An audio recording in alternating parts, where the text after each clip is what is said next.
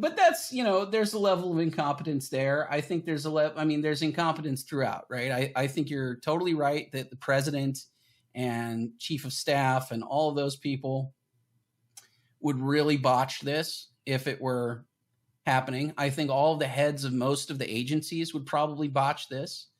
I think people really don't understand that most of the agency heads they're career politicians. They're not really experts in any of the things that they're doing, and we hope that the bureaucracies are sort of filled with people who do have some level of expertise. But to be honest, for the most part, they're not either. They're people who, are kind of middling students in college who got a gig in government because it was easy, or because they could, or because they have political aspirations. They want to move their way up and become the head of the EPA or the, whatever, most of the people who are really competent engineers go work for Elon Musk. Although we should talk about that character, like we should talk about this billionaire, what was his name? Sorry. Peter Isherwell, the Mark Rylance's character. Like, I found him to be kind of grating personally, and not particularly believable. He reminded me of more of Bill Gates than Elon. Yeah.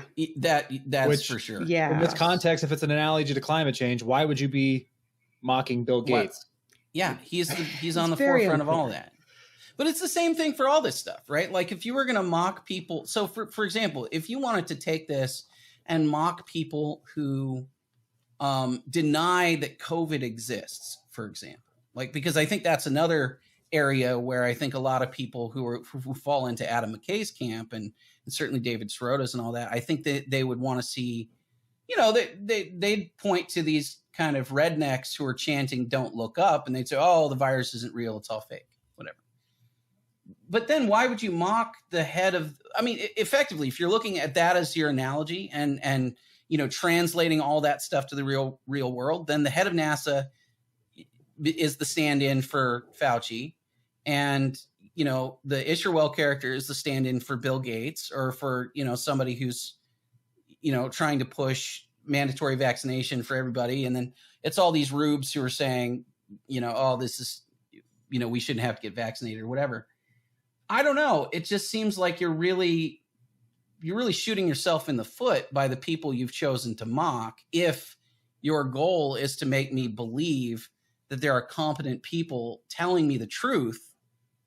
Because in the very end, by the way, and this is kind of a spoiler, but I feel like I could say anything about this movie, it wouldn't really wreck anything. It's such a simple plot at this point. But at the end of the day, the person who is most trustworthy is a woman shouting at people on YouTube.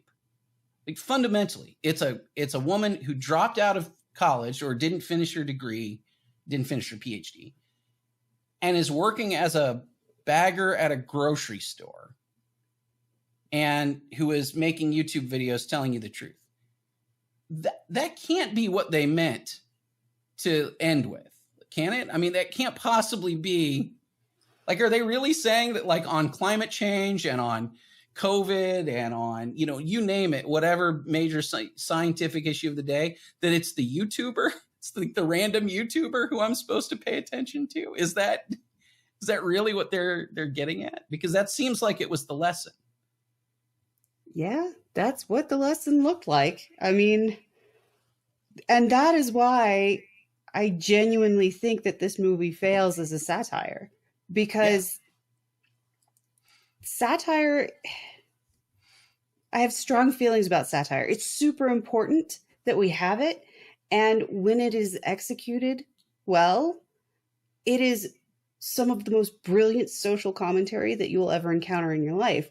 And one of my personal favorite satirists, wrote fantasy novels about a literal flat earth. And so, you start out, you start that story reading a fantasy story, and it's about, the premise is about, witches and vampires, right? That's what you got into that book for. But what you really got out of the book was a lesson about the nature of faith and the nature of truth. And that is what makes a really great satire. And it was hilarious all the way through. What book and what author? Jen? That is Terry Pratchett. Yep. And this is his Discworld series. And that specific book that I was talking about is Carpe Ugulum. I'm probably not pronouncing that right. Seize them by the throat is the Latin there. And it is about witches and vampires. And it is also about the nature of faith and the nature of truth. Yeah. And it's outstanding. And every single one of his books is like that. It's so easy to fail at satire, I think, because if you're not clear about your point, and if you're not clear about your targets and what the stand-ins for reality are actually going to be, which I think happened in this movie throughout, it's like you end up with this really muddled lesson, which is, again, like we live in a world right now where Joe Rogan is like actively being attacked by almost everybody in what we might call the mainstream media, mainstream press, government, everybody else. You know, YouTube doesn't like him. None of the major news outlets like him. And of course, by the way, it just came out that, you know, Rogan's audience per episode is just dwarfing, you know, even Tucker Carlson. I mean, like he's like twice or more than twice Tucker Carlson's nightly audience. He is like 10 times what CNN's nightly audience is right now, you know? And so of course they're attacking him constantly. People are trying to get him canceled. People are trying to shut down certain episodes. They're trying to get rid of the Robert Malone episode and the McCullough episode. And by the way, that to me seems like the much better parallel in all of this, which is like, if there's anyone who's getting a black bag put over their head and getting arrested and like carted away before they can say the truth as they see it, it's those kinds of people. It's the Robert Malones who have their Twitter accounts suspended. It's, you know, Martin Kulldorff. It's those kinds of guys who, you know, who have had critical things to say about the mainstream view of things. And then, but that's the problem, is that is actually happening. It is real. It is real life, except for it's not happening to any of the people that Adam McKay is trying to support.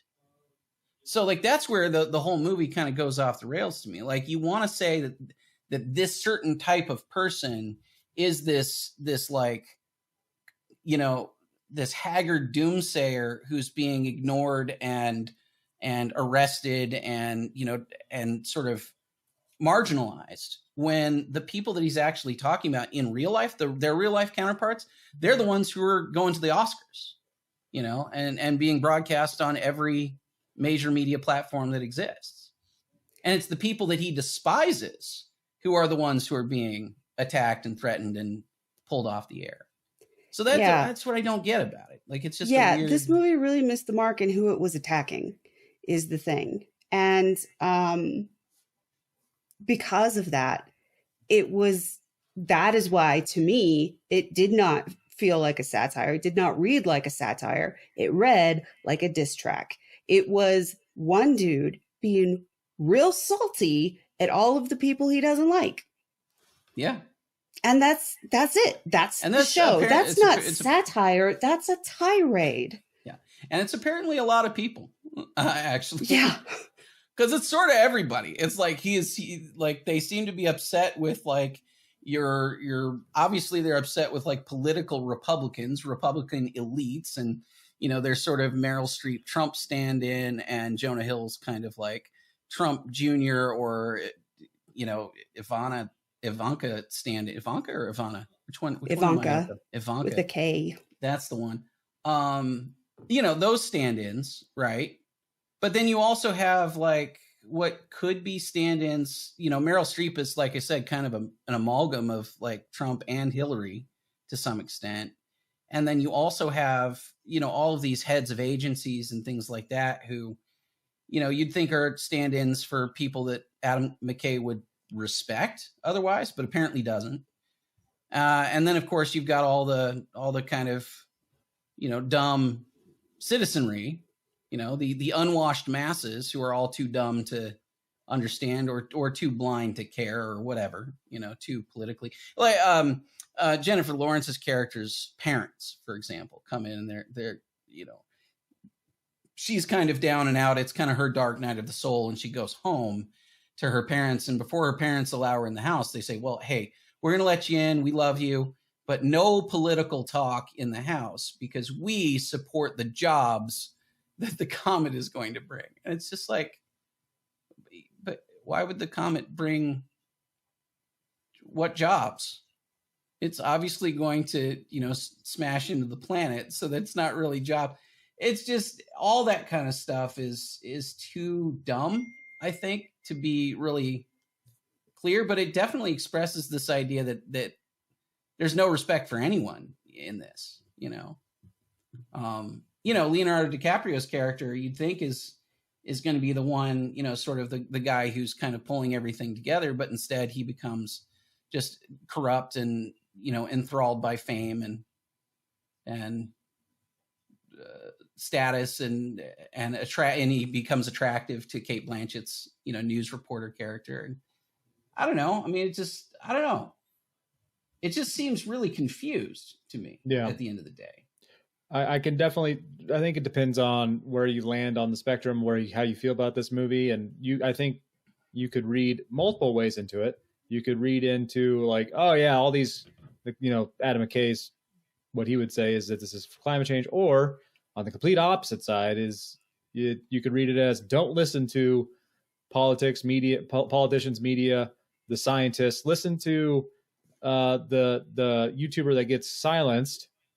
Yeah. And also I think objectively the only solace that you're going to have in this life before you're blown off into smithereens is faith in God. Like that, like there's so wildly dramatically different readings you could take from this. I know, but to be honest, I think if you look at the movie with really objective eyes, I think the second interpretation is the better one.